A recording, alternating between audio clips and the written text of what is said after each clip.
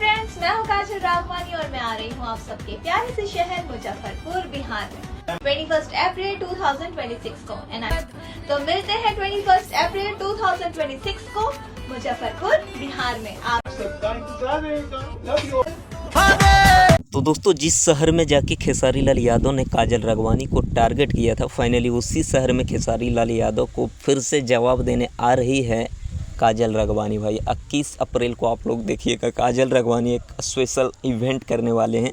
तो भाई फाइनली कह सकते हैं तगड़ा जवाब मिलने वाला है। उस दिन भाई डिम्पल सिंह और खेसारी लाल यादव दोनों मिलके काजल राघवानी को खूब ज़्यादा टारगेट किए हैं और उसके बारे में खूब बोले हैं। आप लोग देखे होंगे वीडियो में। तो फाइनली इंतज़ार कीजिए, 21 अप्रैल को काजल राघवानी आ रही है मुजफ्फरपुर में इवेंट करने के लिए। 21 अप्रैल 2026 को मुजफ्फरपुर बिहार में। आप सबका इंतजार रहेगा। Love you all.